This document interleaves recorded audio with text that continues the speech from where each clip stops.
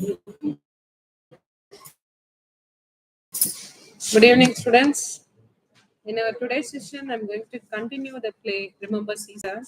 Take page number 201. Lady Weston, contemplative, her eyes on the portrait which hangs opposite the side window. Do you think we had better remove Great Aunt Cecily? Weston, in the name of heaven, why? Lady Weston, she is in the direct line of shots coming through that window. Weston, and why should any shots come through the window, may I ask? So here we know that they have just diffused the internal machine. No, they think that there may be some bomb. The parcel may contain some bomb, so that they've tried to diffuse it. So at that time, Lady Weston, no, she looks at a picture of what is that? Great Aunt Cecily, and she suggests that they have to remove the picture from the place. So Weston wants to know the reason why it has to be removed from the place, or why that suggestion has been given by Lady Weston.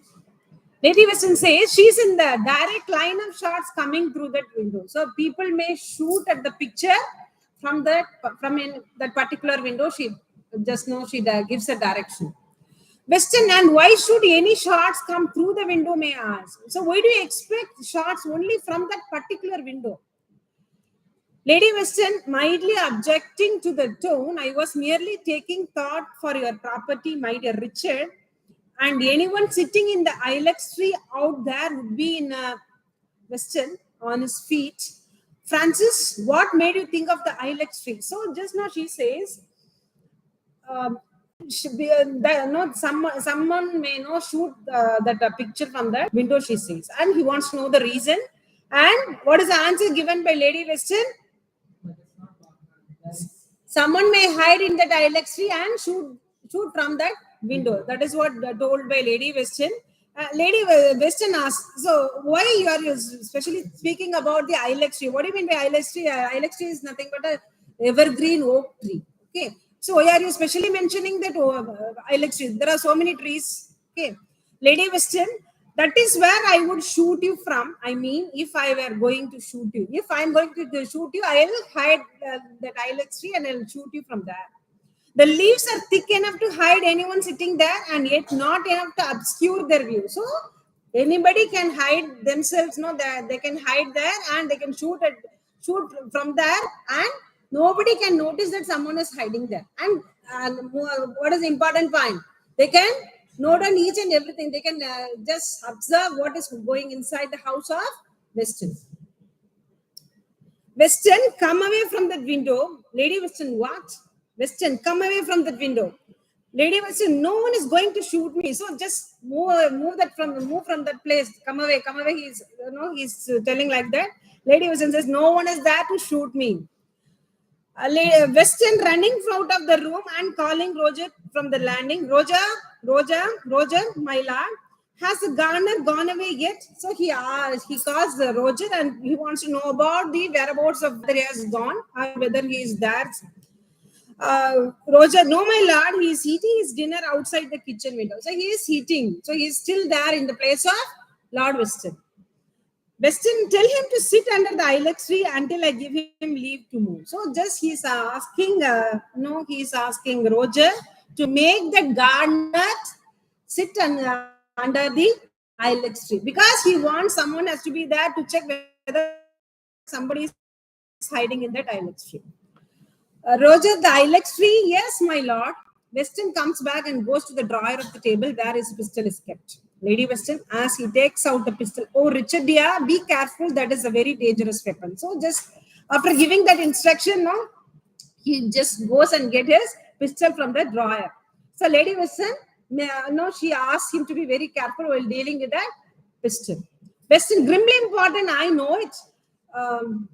Lady Weston, well, I think it is a poor way to foil an assassin. So I know how to handle this pistol, he says like that. And Lady Weston, what is that? She gives a comment. What is that? Don't frustrate the efforts of an assassin. He has so many plans to kill you. He has been trying to murder you. He has given a threatening message. And they are expecting some danger from the side of the assassin. So that don't frustrate him. Don't foil an assassin, she says. Weston, what is? Lady Weston blowing oneself up. Enter Roger with the bowl of daffodils. Weston looking around at him as he comes in. Has Joel gone to sit under the tree? So just there is an entry of Roger with the bowl of daffodils. Weston asks, whether that gardener, what is the name of the gardener? Joel. So whether he has just followed the order given by Weston, whether he is sitting under the eyeless tree. Roger, yes, sir. Put thing down the bowl and making for side window. At least I gave him your message. So I just made him follow your message. Weston, keep away from that window as Roger looks astonished. There may be someone in the ilex tree. So the Roger stands near that window. So Weston, he asks him to move away from that window. So he also adds that someone may hide from that. Hide in that ilex tree. Weston, who knows? Sorry. Roger, but do you think they would try to shoot you as well as he indicates the bucket? So there may, he is indicating that they have already diffused the infernal mission. So do you expect someone else? No, they may have some other plans. So do you have any idea of that sort? He's asking that. Weston, who knows? When you have dealt with the criminal mind, as long as I have, did you open the door to speak to the gardener? So did you open the door while speaking to the gardener? So he wants to know that, because we don't know, we cannot predict the mindset of the criminals. They may have various plan. Plan A is not working out, means just they'll move on to plan B. Roger, oh no, my lord, I spoke through the shutter. Weston, snapping the lock of his pistol. Now we shall see whether there is anyone lurking in the tree. He moves over to the side of the window, peering out with a fraction of an eye. So Roger says he has spoken with that, what is the name of that gardener? Joel, through the shutter only. Okay, Weston, he has an idea to open the window for a while to check someone is hiding, whether someone is lurking in that tree. Lady Weston, Richard, if you are going to shoot up that thing, you will please wait until she wants to say something. She is interrupted by a loud knocking on the front door downstairs. This is such an unexpected development that all there are momentarily quite still at a loss. Roger is the first to recover. So just now, while she is she is trying to tell something. So just wait until I give you yes, or until I give you a nod. She wants to say something like that. But she has been interrupted by a loud knocking at the front door downstairs. They are in the upstairs. So here they don't know what is happening there. There may be, it may be a criminal or it may be someone else. They don't know who is there. Roger, someone at the front door. He moves over to the window in the rear wall from which one can see the street. He is about to open the casement so that he may lean out to inspect the knocker when Lord Weston stops him. So just recover. Roger recovers from the shock. He's the first person to recover from the shock, and he just moves to open that window to know who has knocked the door. So, but has been stopped by Lady Weston. Weston, still at the fireplace, don't open that window. Weston also says, don't open that window. Roger, but I cannot see otherwise, my lord, who it is. But he has to know, they want to know who is there. Unless he opens the door, how can they know who has come? Okay. Okay.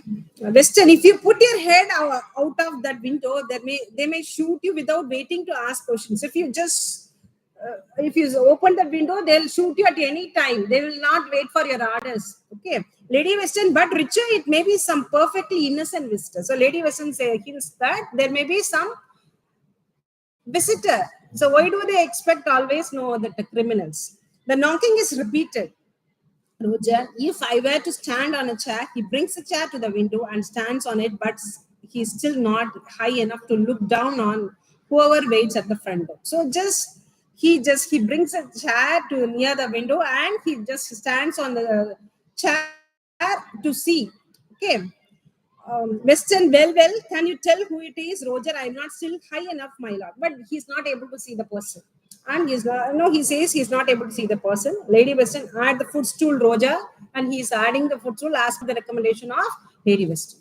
Roger adds a footstool to the chair and, aided by Lady Weston, climbs onto the precarious erection. So they are making it, but he's making it with the help of Lady Weston.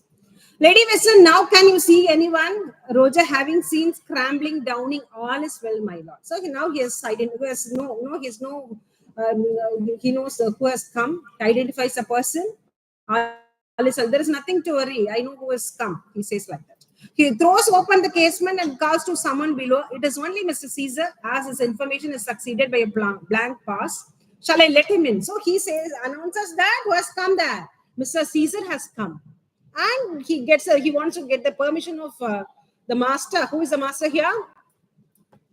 Lord Weston. To allow him inside. Okay. Weston, who did you say? Roger, Mr. Caesar. You remember the man you met on Tuesday at Hampton, my lord? He was to come to see you this morning about rose trees. You made a note of it. So actually, he met that person already on Tuesday at a place called Hampton, and he made a note of that. He will come on that day, and they are going to have a conversation about planting some rose trees. He has made a note about that. Weston, taking that crumpled piece of paper from his pocket in a dazed way, I made a note. Remember, Caesar, is that my writing? Yes, it must be, dear me. So now he just takes a note, and scrambled paper to check whether this note has been made by himself, and he confirms that it is made by him. Lady Weston, kindly, I should not have said it was the venomous scribbling of an illiterate. So she has already told, no, she has commented that it has been written by a venomous scribbling of an illiterate. Some illiterate has written that. It is not clear. It is not readable. You had better go down and let Mr. Caesar in, Roja. Put the pistol away, Richard. Dear, your visitor might misunderstand it. So now they are going to allow Roger, Caesar inside. She speaks cheerfully as to a child. It is obvious from her lack of surprise that excursion and alarms created by her husband over trifles are a normal part of existence for her. So here, she handles the situation calmly. We know that Lord Weston and his assistant Roger, they are very much tense. They are very much alarmed. They want to know about the criminal, and they want to know about the person who has written that. And